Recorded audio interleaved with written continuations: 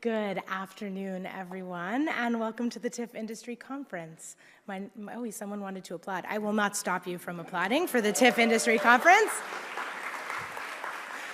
Thank you so much for that. My name is Melissa D'Agostino. I'm the associate producer here at the conference.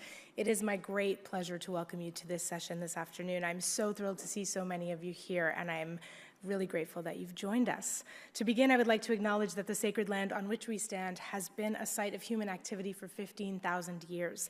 This land is the treaty territory of the Mississaugas of the New Credit and the traditional territory of the Haudenosaunee, Anishinaabe, and the Huron-Wendat. The territory was the subject of the Dish with One Spoon Wampum Belt Covenant, an agreement between the Iroquois Confederacy and the Ojibwe and allied nations to peaceably share and care for the resources around the Great Lakes. And Toronto is still the home and meeting place for so many Indigenous peoples across Turtle Island, and we feel very privileged and grateful to meet and work on this territory.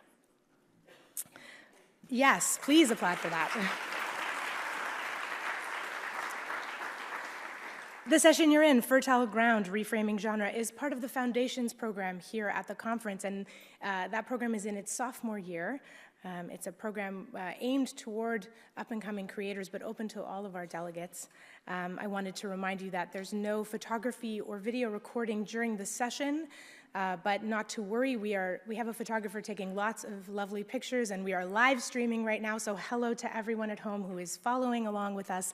Please use all of those emojis and ask all of your questions and spread the word about this session. And if you'd like to tweet and keep the conversation going, please do. You can use the hashtag TIFF18, and we would encourage that. I'm so excited to have this session happening here this year. I feel like we're in such an exciting time when it comes to genre filmmaking. Genre filmmaking has always had the potential to break through social barriers and tell stories from different perspectives. And I think we're seeing a really amazing trend right now when it comes to women and people of color and Indigenous stories and centering marginalized voices in these kinds of stories. I think it's also an amazing time for a global impact when it comes to streaming and being able to reach audiences in a very direct way. And so our panelists today are just some incredible voices who are going to speak to that, and so I'll tell you a bit about them.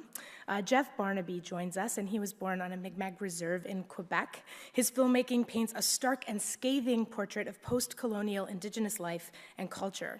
After writing and directing 3 award-winning shorts, he made his debut feature film, the cult hit Rhymes for Young Ghouls, which played here at TIFF, and his second feature film, Blood Quantum, is currently in production. He's joined by Peter Kaplowski, which I feel many of you would know. He's a film curator, content producer, writer, and hat enthusiast based in Toronto. Since 2005, he's established a career of championing genre cinema and outsider art, both as the co-host of the Laser Blast Film Society and as a programmer at the international film festivals like Toronto After Dark, Fantastic Fest, and of course, right here at Midnight Madness. Yeah, somebody was giving some love to Midnight Madness. They are joined by Emma Tammy, who was born in New York City and studied at Wesleyan University. She's known for co-directing the feature Fair Chase with Alex Cullen.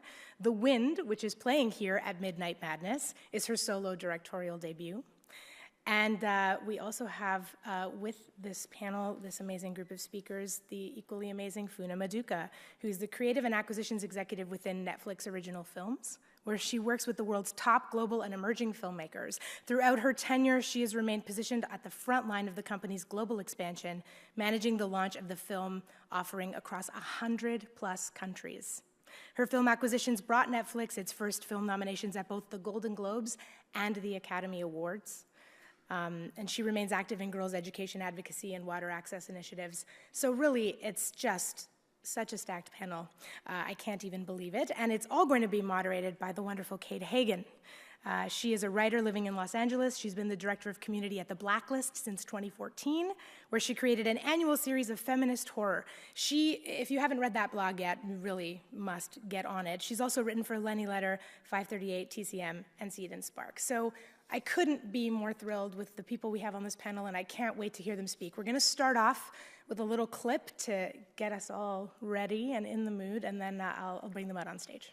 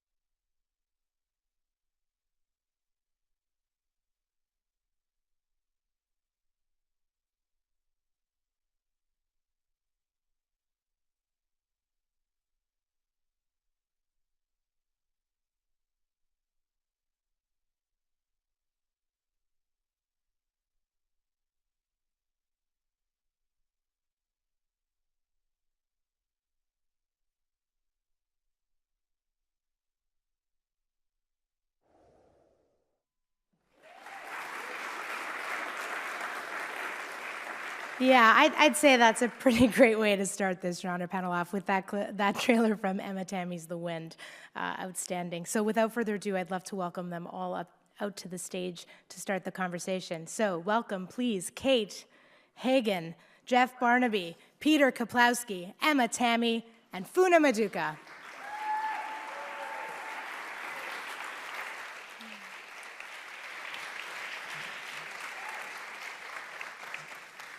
Hey everybody, thanks so much for braving the weather today, but I can't think of a more appropriate setting for a panel about genre filmmaking. Thanks to our panelists for joining us. So today the format is gonna roll. I'm gonna ask everybody 3 kind of general questions, and then we'll get into more specific questions for each of the panelists.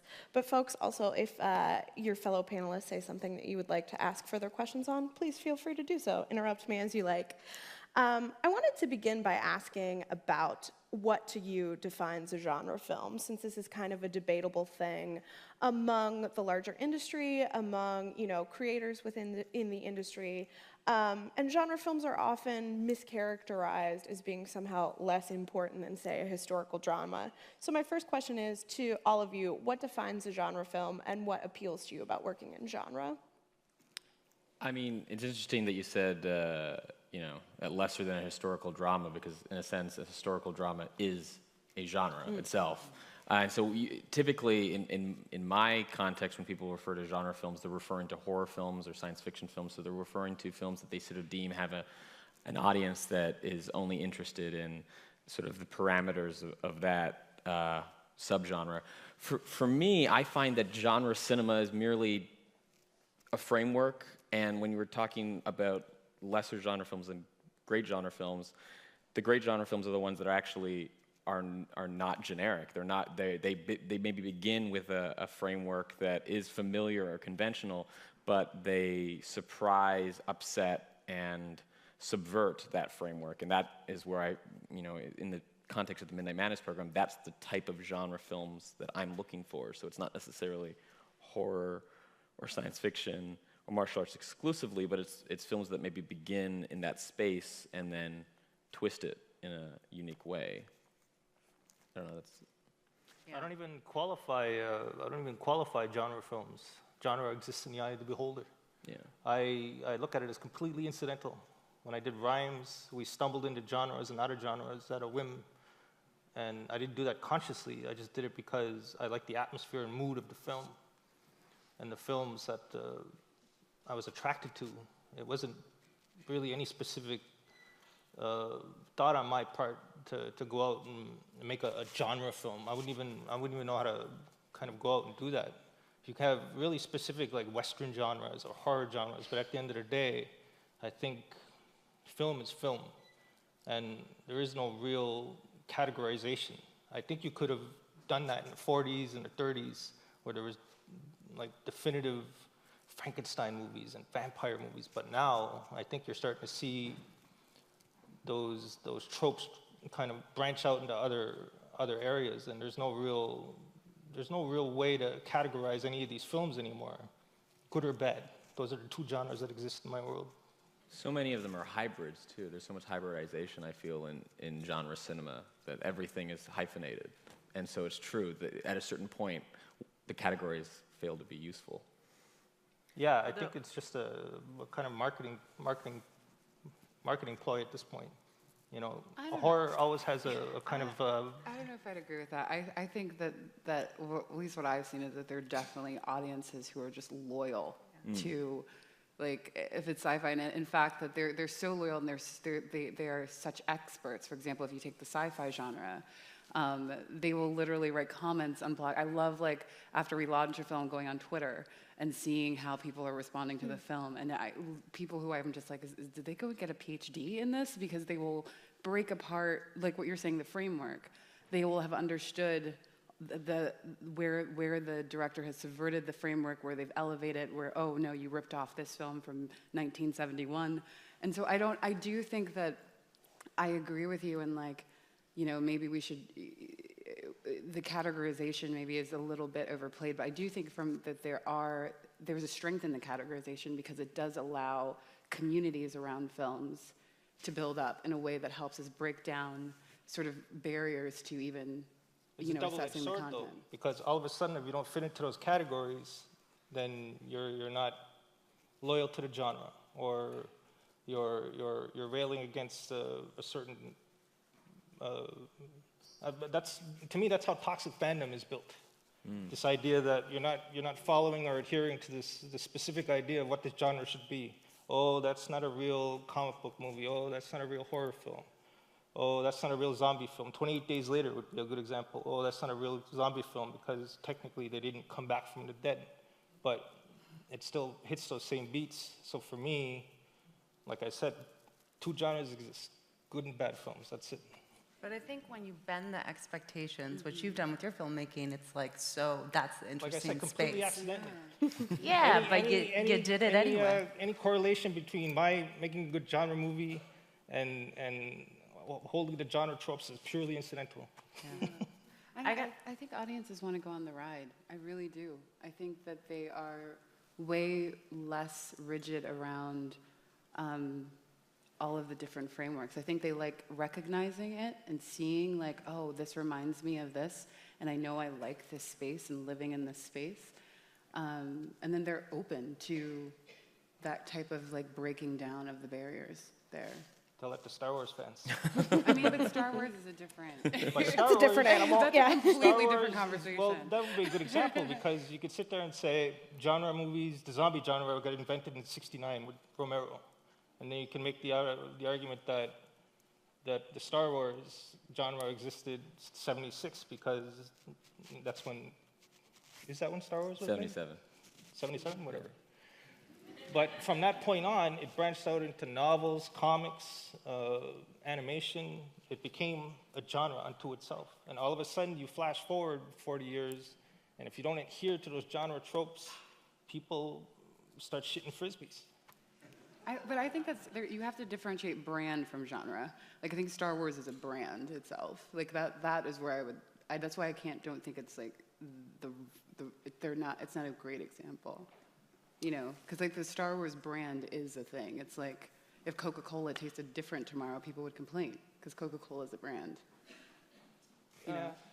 I guess. I mean, I think that would hold true for like Halloween movies. That to me is a brand. But when you're talking about, like, they make Star Wars shoes, they make Star Wars jeans, they make Star Wars shirts, they make Star Wars cups. I mean, it's much more than just a brand. It's Super brand. Soon all things will be Star Wars. Emma, you were saying your definition of a genre film.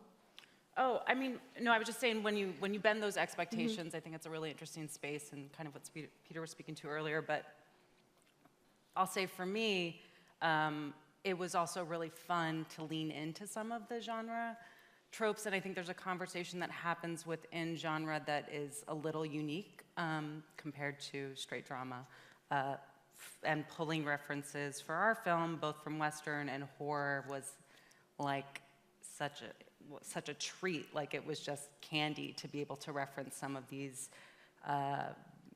great psychological thrillers in particular that had come prior. And John Ford films, and one of we paid homage to The Searchers in one of our shots that's in that trailer, and it was like being a kid in a candy store to be able to reference some of those things. So obviously pull references from filmmakers that you grew up with and admire and want to pay homage to in whatever type of film you're making as a filmmaker. But I found the genre space to be a particularly fun one, and one that I didn't ever expect to dip into. So I want to raise my hand and speak to John Ford films. Like, what's the oldest genre in cinema? You can make the argument that the native is the oldest genre in cinema, right? Because what's his name did Battle at Elderbush Gulch in the 30s or 20s, whenever the fuck he made it. And you could sit there and say, okay, that's a genre, all right? What tropes define that genre? It's the oldest genre in the book. What tropes defined it? And if you can't find tropes that define that genre, how can you call it a genre? Is it just because natives are in it? So does that mean Inuit films are the same as Cree films? Cree films are the same as Mig'maq films? I mean, that's absurd. So how do you qualify something that big? And to me, it's kind of the same argument. How do you qualify something with like a vampire film. There's so many different versions of vampire films, so many different versions of vampire. To me, I just call it cinema now. Like I don't want to, because to me it's a really, and I speak from a particular viewpoint, right? Because you get pigeonholed into that fucking genre, regardless of whether or not you want to. It is true. I don't think those parameters are there to be fucking broken. That's it. That's the only reason they exist, in my opinion. I mean, it is true. A lot of filmmakers sometimes will make a horror film and then be desperate not to call themselves horror filmmakers because they don't want to be boxed in. They want to be able to make other movies, but sometimes if they make that horror film that hits... I'm that dude, man. I'm not a horror filmmaker. I'm not. It's fucking incidental. It's so incidental. If I could figure out a different way to do it, tell the same stories, I would. But I think it's true from from an audience perspective and from a fan perspective.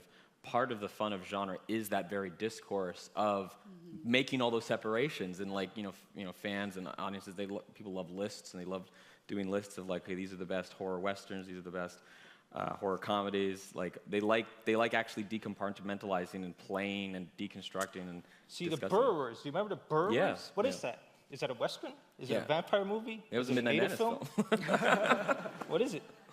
You start classifying it and all these things, you're going to have all these lists, and you're going to realize... Well, this is the very thing that I get asked every year. What is a Midnight Madness film? Like, people always ask me that. Like, what does it mean to be Midnight Madness? And some people just think it needs to be a horror film. And some people that submit movies to me will send me a movie and be like, this is a Midnight Madness film, right? It's a horror film. I'm like, no, because for me, I have a particular definition of midnight, and my predecessor, Colin Geddes, he had a definition of midnight.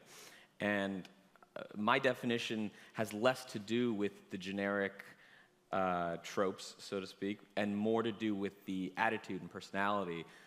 When I had my first year as programmer last year, I started with a battle rap movie, which didn't adhere to a very traditional midnight genre, but I found that it was a transgressive movie, and it was a movie that had a certain attitude and electricity that played with conventions and played with frameworks and shattered them. And to me, that's what made it an interesting movie within the framework or genre of midnight cinema. Like that word right there that you just bumped on, transgressive. That's one I would probably use that to describe what I do. Transgressive. It's not. It's just genre is the easiest conduit to get to that zone, that transgressive zone. Well, maybe it's also because sometimes genre is gives you permission, because you're like a lot of horror films deal with subject matters and taboos that in a drama it might not be palatable for the audience to deal with that anxiety or that fear.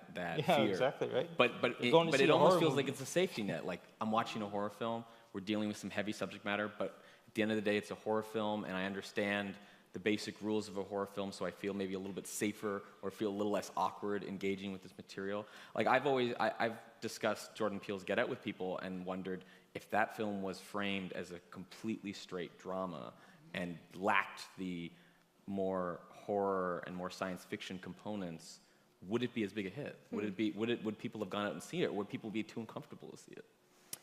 Kind of on that same line of thinking, I wanted to get into this idea that, we can debate what a genre film is, and I think that's part of the beauty of genre films, is that everybody sort of has a different definition.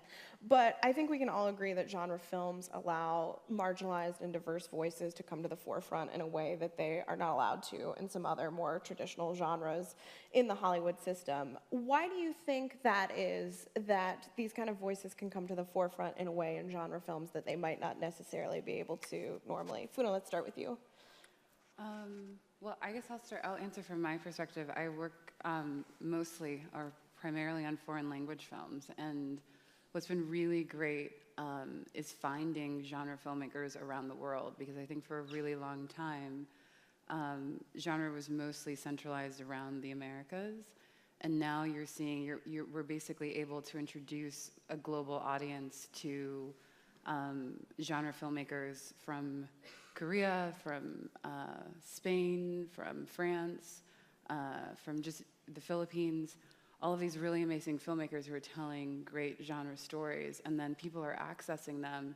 And then I think what's really great about, more specifically your question, is exactly what you were saying about like how when you're working within the rules of genre, so to speak, when you have like the sci-fi elements and you have the horror elements, you're creating your own world, right? So if you take something like Babak Anwari's like Under the Shadow, like he's created his own world, and so you're experiencing a horror film, but you've also experienced basically like also cultural things as well. And so you're actually, not only are you in this new paradigm with all these rules about what is happening within this horror film, but you're also in this new cultural world that you may not have been exposed to, and that's happening, you know, below the surface. And so that's what's been really cool with like being able to use genre as a way to expand just even, you know, I love to say that the US audiences don't read subtitles, but I can tell you they do. Because, you know, as long as the film is delivering on those elements, those audiences will come no matter what. I mean, I just disagree with one point that I think genre has always been a global phenomenon, but what we're seeing more and more of is an opportunity for a greater conversation between various national cinemas and their genres and to briefly touch back on Star Wars, I mean, a lot of that movie came from Japanese genre cinema, like samurai films particularly. A lot of the imagery was, you know, taken and applied to, by George Lucas, who watched films from Japan, and for him it was like watching a totally different culture. And the weird thing about that too is Kurosawa is inspired by Shakespeare. It's a total feedback loop. So it becomes Takeshi like Miike this. made a film that played Midnight Madness called Sukiyaki Western Django, and one of the entire concepts of that film was that it was engaging with about 4 different national cinemas that all had played in the same genre space, that were all ostensibly westerns of some kind, and it was going from Shakespeare to the American Western, to the Italian Western, to now the Japanese spin of the Western that also incorporated samurai elements, which in turn were from Kurosawa back to Shakespeare, and it was this crazy feedback loop. And so you see that happen a lot. And it's exciting now that there's just more opportunities for some of these movies from other countries to be seen more readily. I'm always very impressed that in Toronto at the Young and Dundas Cinema, you can see Indian movies, Chinese movies, the same day that they're released in their countries that are big genre movies, commercial genre movies. My only concern is that nobody knows that they're playing there beyond the communities that they're made for. Here's a question. Do ethnic filmmakers gravitate towards genres because they themselves feel like they're part of the other? I'm having this realization as I sit here and I ask that question. Am I doing that too? Something really interesting to think about, I think, is that idea of othering, particularly, you know, as diverse voices, that is what appeals, is because it's a little bit to the mainstream, and when folks have been pushed outside of the mainstream by the larger culture, and they can somehow find a home in genre, then it becomes like kind of a home base from them to grow from there. We're kind of dancing around this idea of, you know, genre fan bases and kind of this idea of this especially intense devotion from genre fans. Why do you think that fans of genre are much more committed than, say, fans of, you know, studio comedies? And why do you think that kind of devotion can sometimes turn sour and turn into a very toxic conversation? I think the viscera of the genre, I think it engages people, specific kind of people, that have really probably intense views on a lot of things. I know, I can't really speak for anybody else, but I know the reason I gravitate towards it is because of monsters and like the hyperbole of space, and I think it's there's a lot of appeal there specific to what you're watching, spaceships or whatever. And I think once you deviate from that, it probably, like I said, it kind of gets people crazy. I think there's toxicity across all forms of fandom, though, because fans of romantic studio comedies, the toxicity is often aimed towards the celebrities that star in them. That's the appeal for those fans. They want to see those actors in certain parts, and that's how, you know, actors get sometimes stuck in certain roles because their fans won't let them, you know, play in other sandboxes. I think one of the things Funa said earlier about the world building that you get to do within genre that doesn't apply to the rules of our reality really allows fans to like tap into worlds that they feel a part of creating, or at least a part of loving and holding dear. And then when those rules get broken or those worlds don't live up to their expectations, maybe that type of investment can flip to, you know, like, no, that's not the world that we were a part of, that we signed up for, that we love and cherish. And I don't know, but there is like definitely a loving and following for it that is so borderline manic at times, and then you can see why it would flip the other way if that wasn't, you know, being met, you know, in a satisfying way. That's a great tie-in to my next question. This question is sort of specifically for Jeff and Emma, but Peter and Funa, you guys can speak to it as well.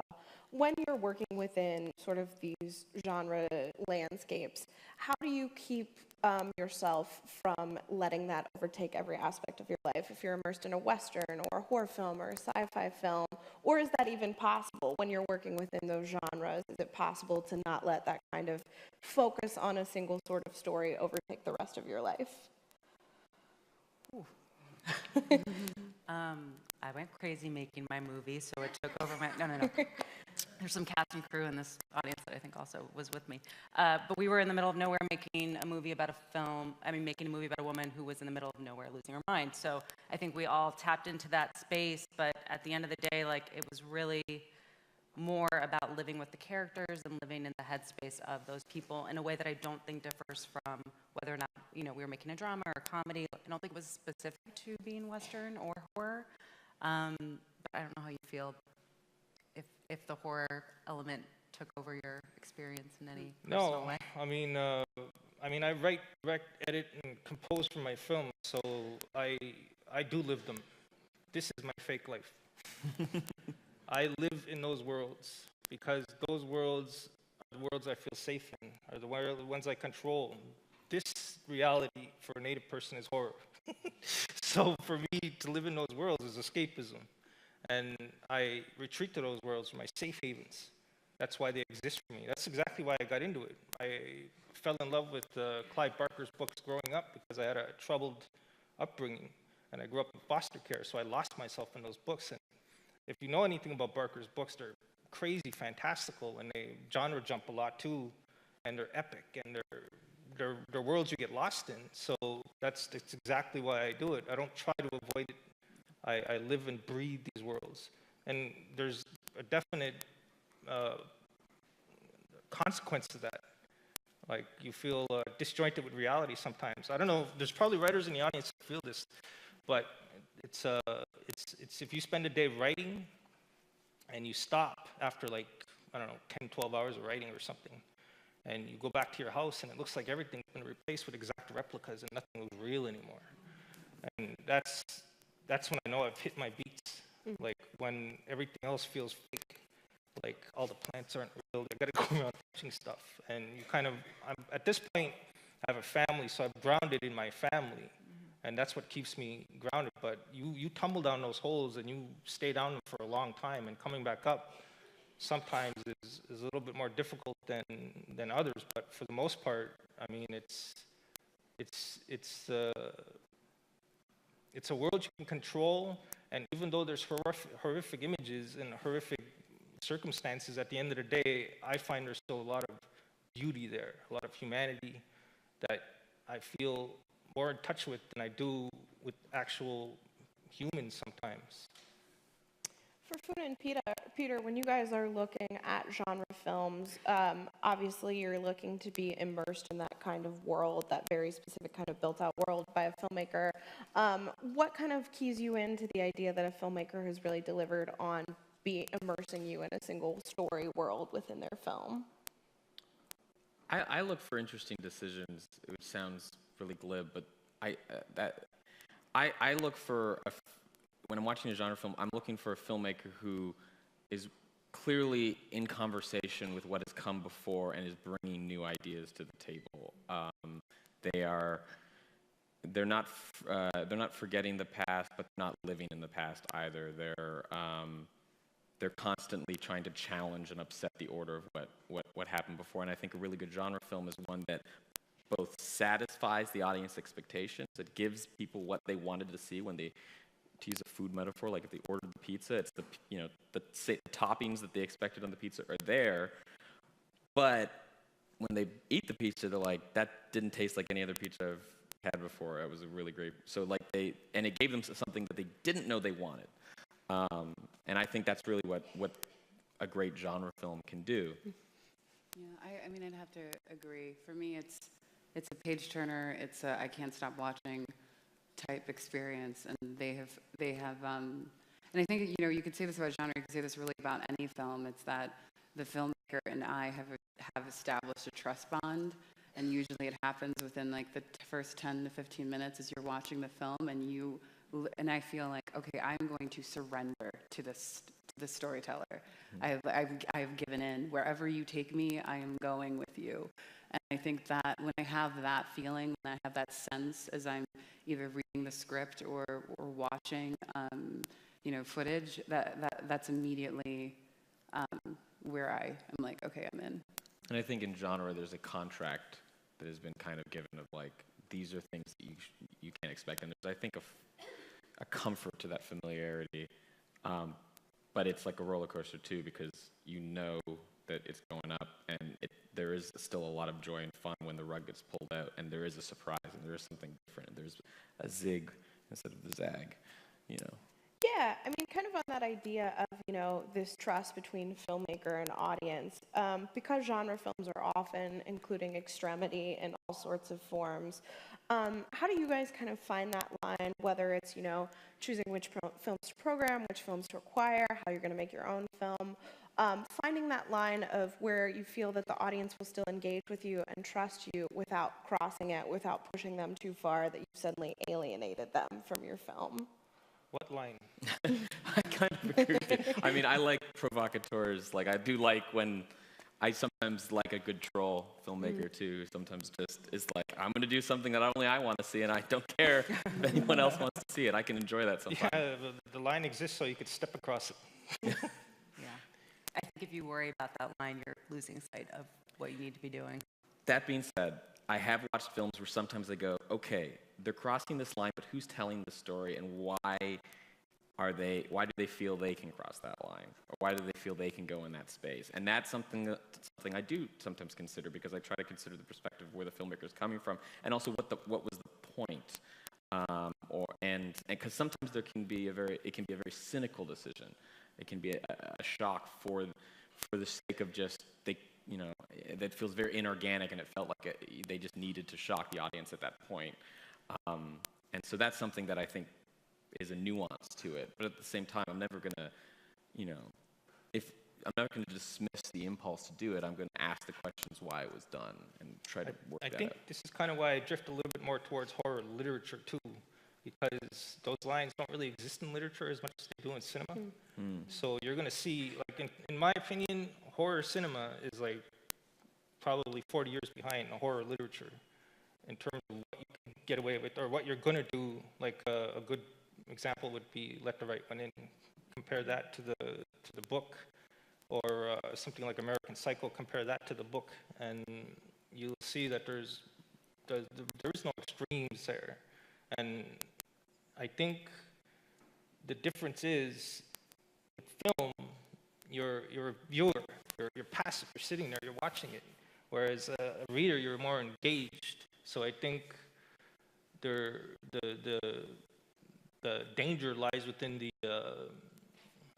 the medium itself, because whereas if you're engaged, you could kind of put the book down. You could still walk out of the theater, but you're never going to really escape images wherever you go.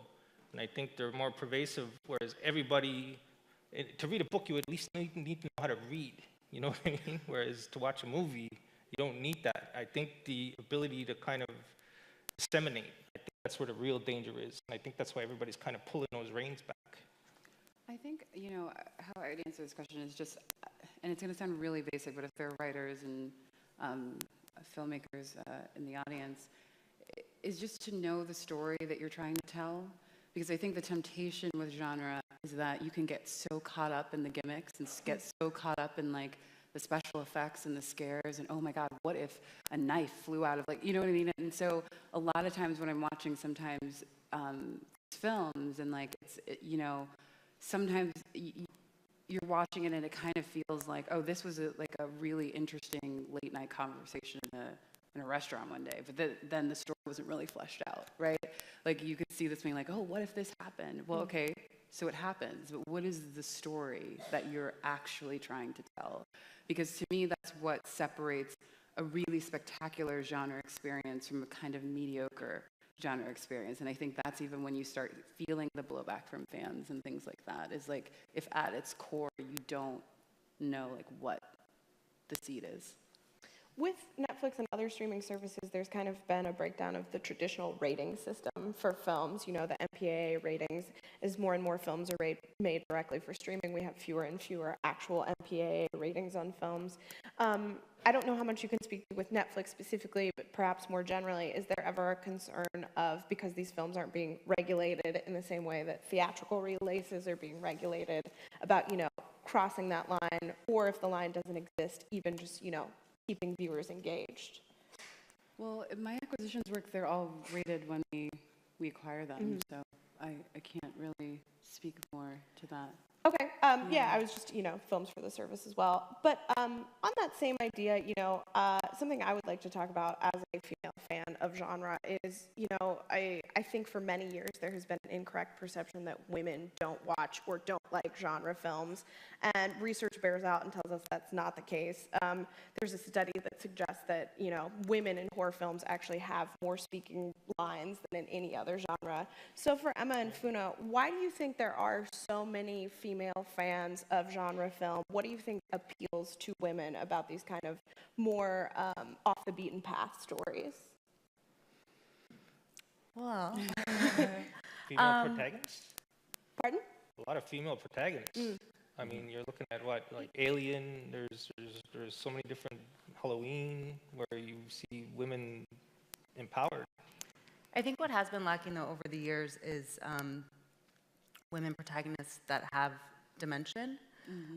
There have been a lot of stereotypes, and some of them are really fun for female characters in horror and all genre. And I think what's happening now, and you know, more and more, not that it didn't exist previously as well in specific instances, but it, like really fully fleshed out characters that are female and that are just as complex as the men characters that have come in genre films and, you know, other genres and dramas before that. So that's an exciting thing. I mean, for me, growing up, like, I was always drawn to Rosemary's Baby and Carrie, and, like, you know, I do think of those Misery, like those horror films that had these amazing, strong, complicated, vulnerable women on the brink. And so I think those examples exist, but it's an exciting time for more perspectives to be included and with, you know, a deeper understanding of those stories. Go ahead. I have to completely agree with you. I mean, you know, just even on the foreign language space, you're seeing really well, fully fledged, well-dimensioned women protagonists, and even women storytellers who are telling them, which has been really great. Like Raw was one of my favorite films of the last couple years that came out of France. I mean, it just really did take, like, that, to me, that took the genre to another level when you think about what can a woman protagonist, what can she embody? And that was fantastic. And then, you know, I think about a Bad Genius from Thailand, which was a thriller that I was on the edge of my seat. And you look at the female protagonist in that film, and you see all of the different layers and everything that she is grappling with within that film. And I highly recommend it. And then, you know, you even take a film that was here last year, Ravenous from Robin Aubert.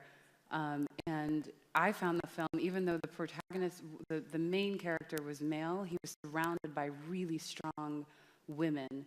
And to me, the film, and I spoke with Robin later, I was like, I felt the film very feminist even in its telling.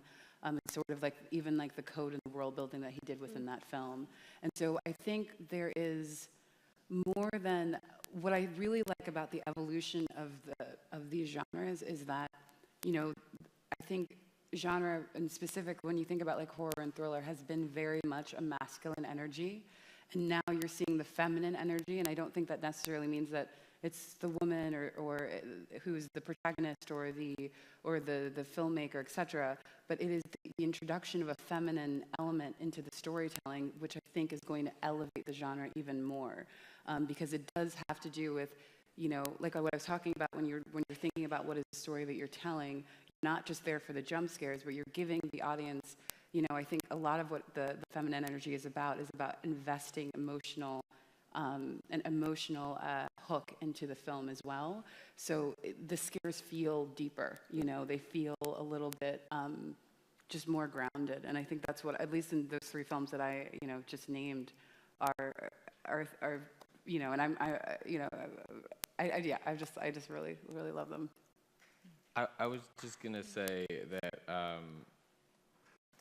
I think there's definitely been no shortage of female protagonists in the horror genre throughout the history of cinema, but these stories have almost always been told and represented by men, and we haven't seen lately a lot of more and more women taking, you know, going back to genres, specifically, for instance, the rape revenge genre, which last year we had a film at Midnight Madness called Revenge, which on the surface seems to be engaging in a very traditional, classic genre that, you know, is a problematic genre. It's a genre that often depicts a very traumatic act, sometimes glibly, sometimes indulgently, sometimes fetishistically.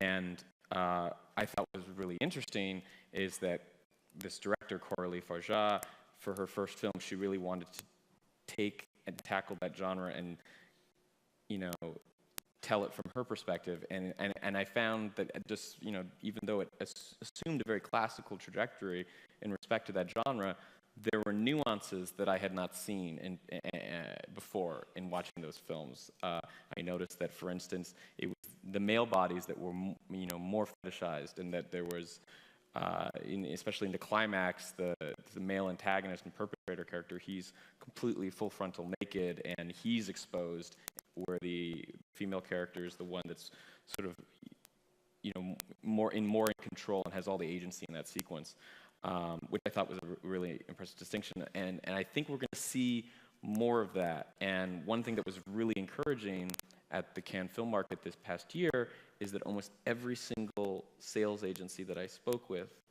all of them had a female-led genre project on their slate that all seemed to be engaging in a distinct genre, and I'm just very excited to see, you know, a new take on these genres and these kind of subject matters, because that's really, at the end of the day, you know, some people ask me, like, well, why do you think this Raw was a hit, or Revenge was a hit, or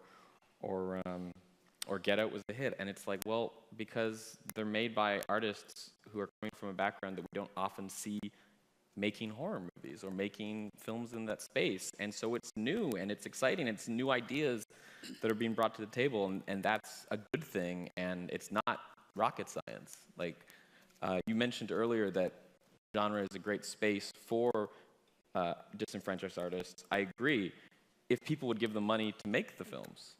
And again, it seems like simple math to me. Just like, let people who have a new story make a genre film, because they're going to make a genre film that is different from the rest, and those are the films that stand out to genre fans.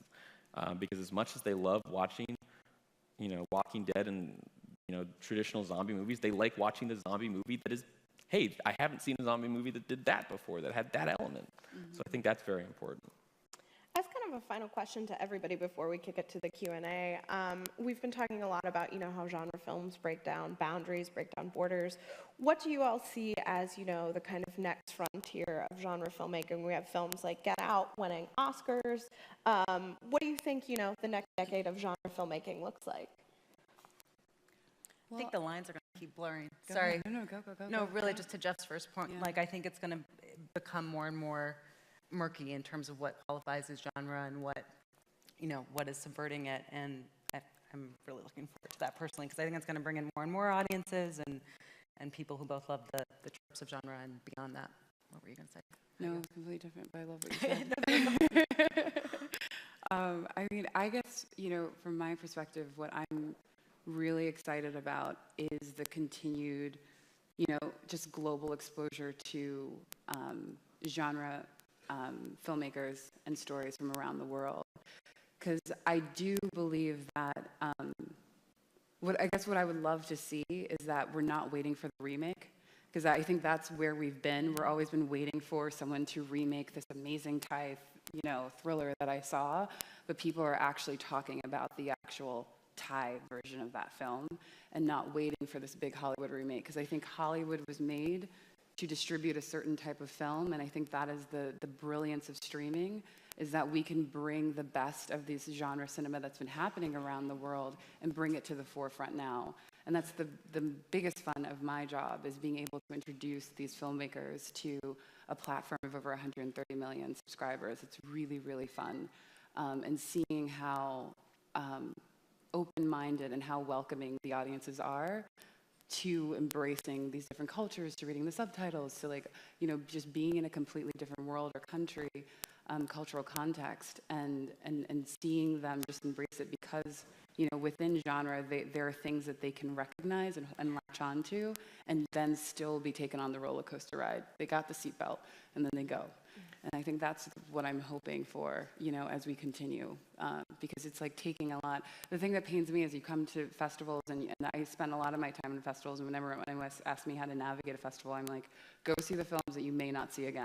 Like, don't go see the big studio film, go see the film that you may not see again, because sometimes it's really hard to see those films out, or they'll be in a theater for a week or two. And I think what's really, really cool is the ability to globalize that and really give filmmakers an equal footing shot with filmmakers from the Americas. On a similar note, on the note of globalization, I just think there's going to be more, and there already is, a prevalence of co-productions and countries working together, and you know, an American filmmaker making a movie in Portugal, or a Brazilian filmmaker making a movie in Canada, like, and you know, having two national cinema bodies coming together and having that conversation. I think you're going to see a lot more of that. I'm convinced there's going to be a huge wave of comedians writing horror movies that are not horror comedies. That's a big one that's coming. Yeah, I mean, I just think there'll be new cycles. There'll be the next trope, the next thing that is popular, and it's something that was probably popular once before, and it'll be popular again. If there's anything that's going to make things more exciting, it's going to be simply getting more voices and different voices in the mix, and that's where we'll find the new stories. Steady as she goes, man. That's a great note to kick it to the audience. Let's kick it to some audience questions, folks. The gentleman right here in the red hat.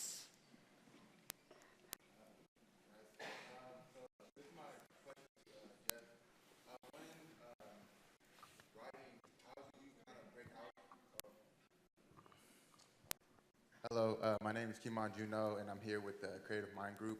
I'm an aspiring director and writer. So my question is to Jeff. When you're writing a story, how do you break out of like a genre barrier when you feel like you're kind of like following some type of genre, or do you break out? Well, like I said, I don't even know I'm in one half the time. Like I don't give a shit, to be honest. I don't set out to make specific types of movies. It's just like Blood Quantum. I wanted to retell the colonization story. So how do you do that in a non-tired way? You make Native people immune to the zombie plague. So all of a sudden, these Native people sitting on an island are all of a sudden on set by all these non-Native zombies looking to get onto their land, and all the non-infected looking to find safe haven from these infected zombies. That's what I was trying to do. I was trying to retell the colonization in a different way. I wasn't trying to make a zombie movie. That just happened accidentally. So I think once you sit down to say, oh, I'm going to write a zombie movie, you've already fucking lost. You need to sit down and think to yourself, what story do I want to tell? And if it falls into a sci-fi, gangster, whatever, I think that's the way to go about it. I don't know if you can sit down and write, like if you're a really good writer, I guess you can, but I don't know if I fall into that category, so I follow my heart and my guts, and that's kind of how I go about it. I'm not really looking to make genre films. Like Rhymes would be the perfect example. Rhymes looks the way it does because I grew up watching genre films, but it didn't occur to me that's what I was watching. Like Pet Sematary, directed by a female director, really loved that movie. Did I love it because it was a female director? No, I loved it because there was a Mig'maq zombie in there, and I'm Mig'maq, and that's where I kind of found my touchstone. And I always kind of make the joke, I'm going to be the second guy to make a Mig'maq zombie movie. Stephen King and Mary were the first. So to answer your question, I don't know. I just sit down and I kind of shoot from the hip, and I land where I land. Emma, when we were talking about your film, I remember you saying that similarly, you weren't looking to make a horror movie, but when you found Teresa Sutherland's script, you found, again, a story and a character that you related with, or at least understood, or wanted to understand, and it started there. It wasn't the genre element necessarily. Yeah, for me, it felt really grounded in the characters' journeys, and I think I was like a little bit in denial that I was making a genre film, even to, you know, the point of which I would get on set some days and be like, fuck, are we making a horror film? Like, we're making a horror film, and then got really into that because it was so fun, but I felt like the script was so grounded in real emotions and real character journeys, and that was what resonated, and I think the horror and the supernatural elements stemmed from that, but that's why they worked, and for me, that's why I understood them and wanted to. And a good example, too, did Jordan Peele sit down to make a horror film, or did he sit down and want to make a film about the prison industrial complex?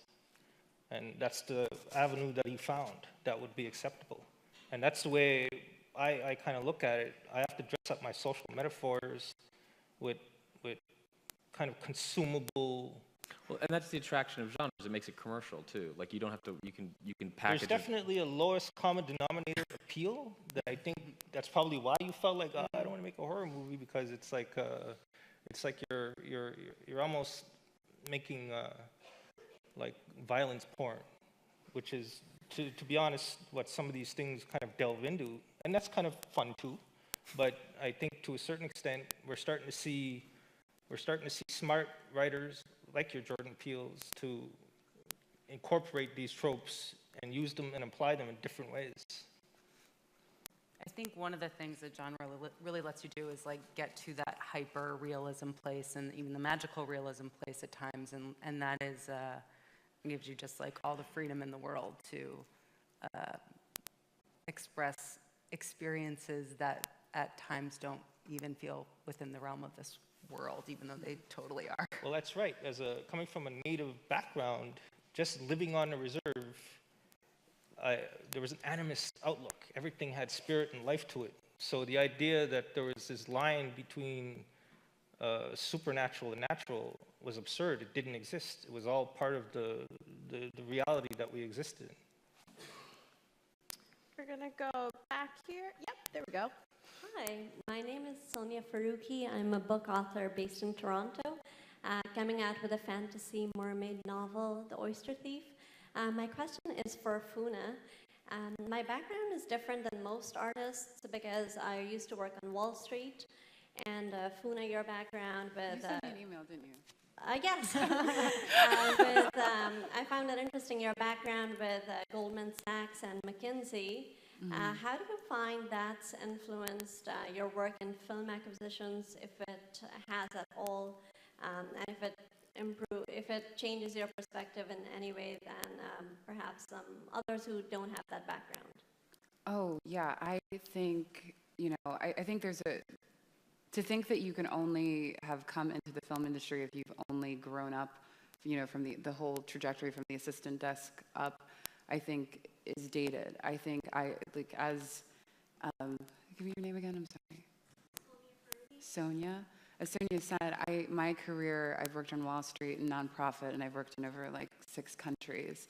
you know, before I landed in LA. And I think what that has done for me and what it bolsters me as an executive is that, and particularly working within foreign, and then also having to look through the parameters of all these different, all the different parameters and lenses for which you can, you know, look at a film and say, who is it going to resonate with? Is one, I'm very conscious of my own bias. So I'm very conscious of what I like. But I also, because I've been exposed to other people in other groups, I know what is going to resonate for other people. And I think that's the biggest thing, is like when you've been in different spaces, you know what is going to respond to for different groups and what they're going to take in. And I think that's the biggest thing, particularly as like an acquisition executive, is knowing your own bias and as you're programming stuff. Because I think that's one thing that I think we have to, I always encourage those in my space to get over, you know. I think it's for acquisition executives, for programmers, et cetera. It's like making sure you understand like where your bias is grounded and then going further. I think it's really important. As a programmer, I recognize that I'm constantly in a vacuum when I'm watching stuff, and it's just me. And so very often I am in conversation with my peers at TIFF. I'm ensuring that when I'm getting down to the final 10 films, I'm not watching them by myself. I'm watching them with multiple people on staff, just to get a sense of like, is this working just because I like it, or is this something that actually is going to have a greater appeal? I think it's really important to be aware of one's personal biases when it comes to content acquisition or programming.